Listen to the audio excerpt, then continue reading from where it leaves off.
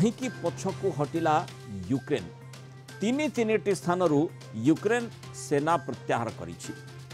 पूर्व यूक्रेन तीन अंचल यूक्रेन सेना हटिछंती। पाश्चात्य राष्ट्र सहायता रे जोरदार प्रति आक्रमण योजना करता यूक्रेन सेना एवं पछकु हटिबा बाध्य होइछि। एपटे युद्ध रे सहायता पुणी थर अपील करिसेंति जेलेंस्की।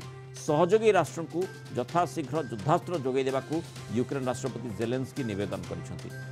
सेना सशक्त भाव मुतयन करने सह रूस योजना को पंड करने यूक्रेन राष्ट्रपति लक्ष्य रखिथिबा कहिसेंति। पूर्वांचल तीन स्थान किंतु सेना हटी थिले भी खार्किव अंचल रूस सेना उपरे यूक्रेन बाहिनी नजर रखिथिबा कहिछि। ए पर्यंत पाश्चात्य राष्ट्र सामरिक अर्थनैतिक सहयोग रे रूस को माने जेते संभव मात देबापई सक्षम हो पारिछि यूक्रेन, किंतु पछकु हटिछि। अर्थात तीनिटी अंचल पूर्वांचल माने सेना प्रत्याहार करने यूक्रेन बाध्य होइछि। कहीं ए प्रकार स्थिति उत्पन्न होला अधिक आलोचना करिबा अंतर्जातीय व्यापार विशेषज्ञ प्रोफेसर अनिरुद्ध चौधरी आम सहित जोड़ी।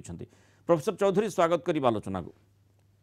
यूक्रेन सेना पछकु हटिला माने तीनिटी जो अंचल रही सेठू पूर्वांचल सेठू तीनिटी अंचल सेना को प्रत्याहार करला यूक्रेन। माने युद्धर या द्वारा कौन बुझा जीवो? युद्धर प्रकृत में मोड़ बदली गला कि जहाँ को अनुभव कर यूक्रेन निजर सेना को प्रत्याहार करिछि? देखो तो स्ट्रेटेजिकली कोटी ना कोटी हमको गोटे जिनस बुझा को पड़िबो जे यूक्रेनियन सेना ऊपर काफी प्रेशर पड़िछि। कारण यूक्रेनियन फोर्सेस को पाखरे असला हथियार आ लोक कम ही चलले। यूक्रेन रो पार्लियामेंट एबे गोटे नुआ ल आणुछि जहां अंतर्गत 18 वर्ष रु ऊपर सब ऊर्ध्व पुरुष मन को आर्मी रे कंस्क्रिप्शन करा जिवो। किंतु जो सबुठु बड़ लेट होछि जो अमेरिका रो डिफेंस एड आसीबा पई कि जर्मनी रु चार्ली टैंक्स की यूएस रु F-16 फाइटर जेट्स सेटा न आसीबा जोगु यूक्रेन पे यथा शीघ्र काफी सारा प्रॉब्लम्स क्रिएट हलने। माने यूक्रेन पे वर्तमान समस्या बहुल स्थिति निश्चय। कारण एटा हला कि रशिया रे व्लादिमीर पुतिन इलेक्शन जितला परे और तांको चाइना नॉर्थ कोरिया और ईरान टू रिइंफोर्समेंट्स मिलिला परे असला हथियार मिलला परे से माने अटैक बहुत जबरदस्त करिसंते। रूस युद्ध जीति जीवो की चांसेस फिलहाल टिके देखा जाउची बेसी।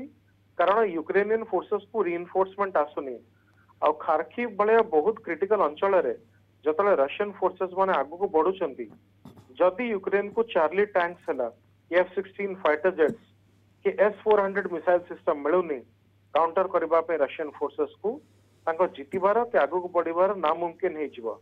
द्वितीय जिंस हला कि यूक्रेनियन लोक निजे हालिया हे गेलेनी एते लंबा युद्ध करेला को कोटा कोटी जतले फ्रेश रिइंफोर्समेंट आसुनी कि नेटो ट्रूप्स कमिट करू नांती कि America Tara F-16 of 5th generation fighter jets और असला हथियार दोनी यूक्रेन पछ स्थिति रे ही रहबा।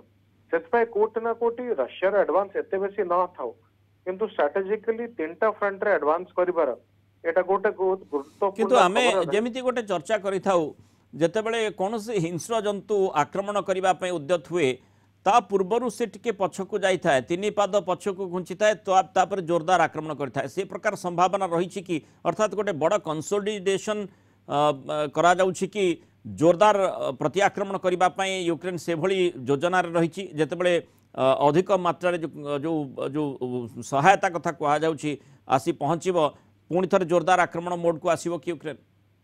देखो आसिले तो भल कथा किंतु बिना आसला हथियार रिइंफोर्समेंट रे आसीबे केमिति?